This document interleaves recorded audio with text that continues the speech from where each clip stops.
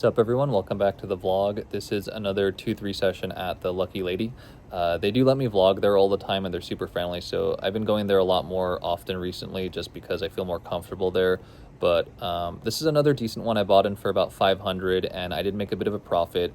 We are coming up here on my first year playing poker. I started last year in April 2024, so made a lot of progress so far, but still have a lot to learn.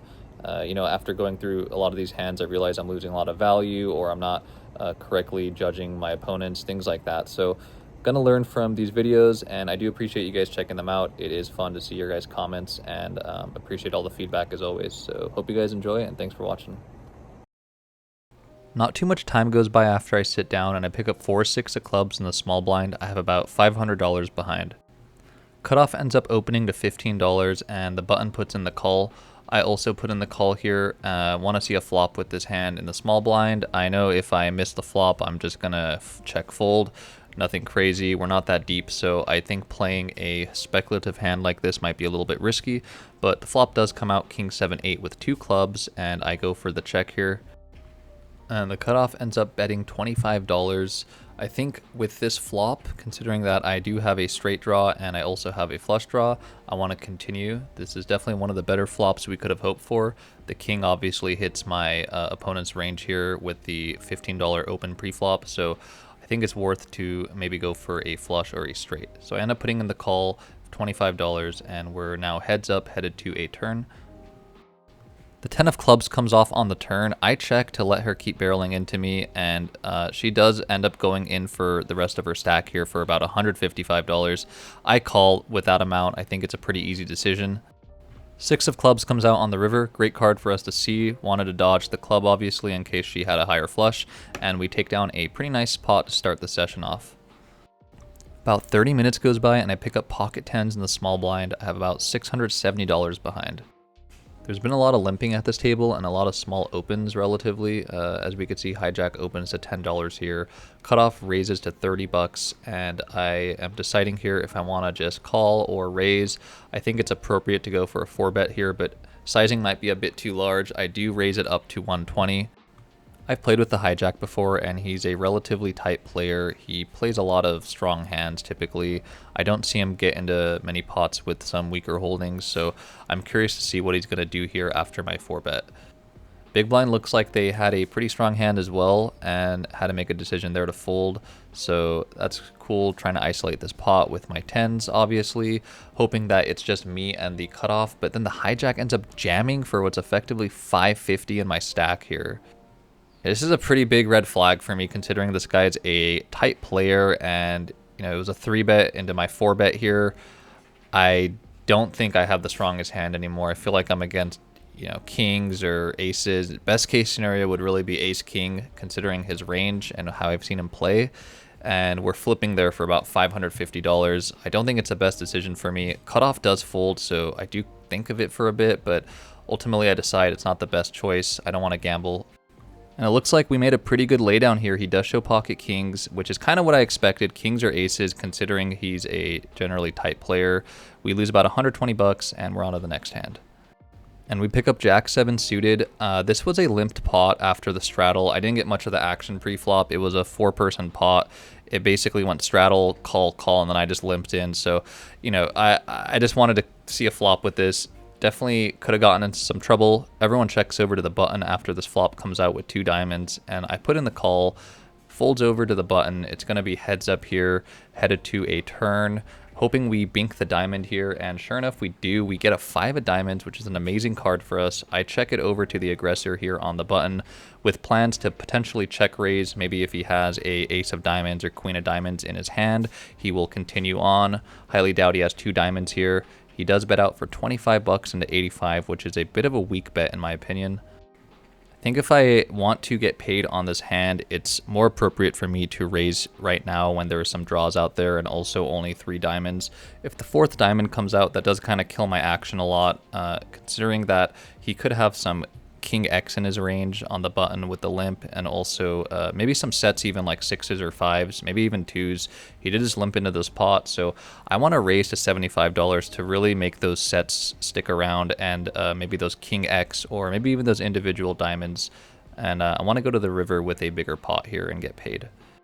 The theme of this video is I'm in a smaller big blind and a lot of the hands limp over to me, or it's just not very large bets, and a lot of the time I can guarantee I'm going to close the action because the player to my left is a relatively tight player and doesn't like to raise and just limps in a lot. So you know, I'm kind of more inclined to see flops with some hands that could get me in trouble, which might not be the best strategy. But, you know, I wanted to play a little bit more fun here, and that's why I decided to do, and it did pay off. The button does end up making the call for $75. The river comes out at ace of clubs. So he has about $200 or $250 behind. I think the most obvious play here would be to go for a very large value bet, or even just going all in and making it look like I might have missed the last diamond or something if I'm holding the ace of diamonds, something like that. So for some reason, I elect to just bet $50, even though I'm targeting hands like King X and some sets.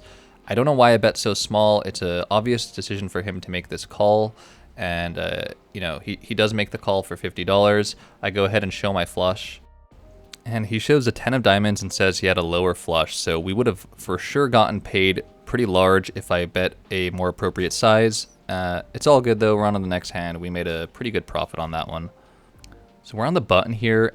Pick up ace jack suited. I have about 750 behind, 2 limpers, which has kind of been the theme of this video. A lot of limping, a lot of small opens.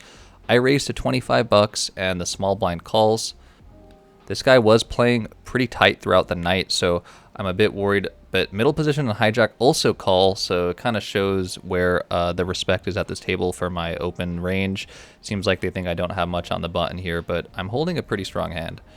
Flop comes out jack 4-8 with 2 clubs. I really wish those were spades, but we could still make something work here. It does check over to me, and I want to go for a pretty standard c-bet here into 3 other players. I go out for $50, which is not too large of a bet, hoping to get a couple folds and see where I'm at in this pot. Small blind and middle position both fold, but the hijack decides he wants to go along and see a turn, so he calls for $50.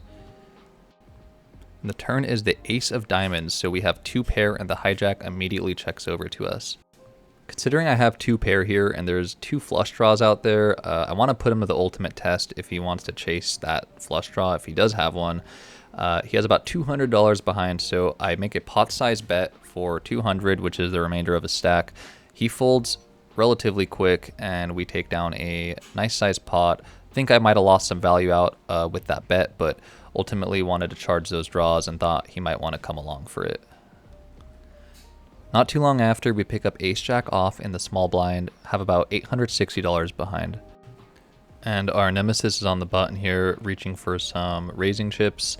I think we're playing like 4 or 5 handed at this point, maybe 6 handed. A lot of people went up for like lunch or bathroom breaks or something, but he ends up raising to $10, and considering it's a 2-3 game and there's a rake and everything, the pot's about $10 at this point effectively. I have ace jack off. I want to charge him to see a flop, so I raise it to 65. Now this guy outplayed me earlier with the kings when I had 10s and made me lose for nothing basically, so when I see him raise to 200, I have a bit of thinking to do here. I'm just kidding. I don't think there's that much really to think about here, but for some reason I do spend a lot of time thinking about it. I just sped up the video and end up folding. This guy's range is so tight, and every time he does this, he ends up always having some insane hand. But maybe I made a mistake this time. Nope, just kidding. He does have aces, and that's kind of how it's been going with him. We lose about 120 bucks. Good fold, though. About 10 minutes goes by, and now I have the pocket pair. Pocket jacks, limps over to me, and I raise it to $25 here in the big blind. Have about $750 behind my stack here, and under the gun calls, as well as the hijack. 3 players headed to a flop now, and these players have relatively shorter stacks at the table, so nothing crazy is going to happen. Flop's amazing for us. It's 4-9-7 with 2 clubs, and I end up making a pretty standard c-bet here, I think with jacks for $35. Under the gun does make a snap call here. Obviously, if I was heads up, I would be betting a lot more in this position, but considering there's 2 other opponents, I don't want to get too crazy and inflate this pot in case one of them has me beat in the spot. Definitely don't think they do though. Hijack does put in the call, so we're going to a turn now. 2 players floating along on this flop. Curious to see what they have, and I want to put them to the test on this turn. And the turn comes out a 10 of clubs, amazing card for us. We now have a straight draw, we have a flush draw, and we still have top pair, so I'm not really sure how this could have got better besides just drilling a jack. I want to make sure that I'm charging any other clubs out there or straight draws and maybe even some overs. So I bet $50 here into the two other opponents. Under the gun folds relatively quick. Definitely think I could have made a little bit of a larger sizing, considering there was already 190 bucks or so in the pot. But into two other players, like I said, I'm trying to be a bit more cautious and not get too crazy and blow this pot up. And, if I get check raised, it is what it is. I'm calling no matter what. Hijack does put in the call. We're over to the river now, which is a 5 of clubs. So we do make the flush. I'm a bit nervous they could have a higher one, so I just check. Hijack checks, and I do show the flush. They did say they had me beat before the river, so I'm assuming 2 pair or something like that. We make about 180 bucks there, and we're on to the next hand. So this hand's pretty straightforward. Hijack opens to $15, and that's my nemesis all night. I decide, you know what, 10-7 suited in the small blind. These kind of weird hands have been working for me, so I put in the call, and 10-9-4 comes out. I think we have a amazing flop here for what we are holding. I check it over to him with top pair. No flush outs for us anymore on this board, obviously. He does bet $20, and I'm not going anywhere with top pair, so I put in the call. So we're headed to a turn which comes out 7 of diamonds. Front door diamonds obviously get there, but we also make 2 pair. Nothing really here to do besides check, in my opinion, and he also checks. The 10 of diamonds comes out on the river, so we do make a boat, and it's an amazing card for us because any single diamond now makes a flush. I don't think he is expecting me to have a boat in this spot. I bet out for $50 though because I don't want to lose value with this, and I'm hoping a diamond might call or raise, and sure enough he does raise, min raise to $100. So I'm never just calling in this situation. I feel like my hand is so well hidden, and any kind of high flush is inclined to call a raise on this river here. So I end up putting in the jam, which I think is way too much though. After watching this back, I should have just put in a little bit less considering the pot was so small. He does fold, and we make a small profit. All right, and that wraps up my 2-3 session at the Lucky Lady in LA. Made about, I think, 400 bucks or so. I bought in for 500. I think I cashed out close to 900. So really good session overall. Definitely needed the upward momentum here. We are in a bit of an upswing here towards the end of April. Hoping that continues going forward. Obviously, I'm coming into my 2nd year playing poker now, so I've learned a lot, and I still make a ton of mistakes, obviously, and that's something I'm going to have to just get better at during the moment versus just reviewing the hands and talking to people after, and really have to solidify what I learned from that. So appreciate you guys watching. Hoping year 2 is a bit better, and thanks.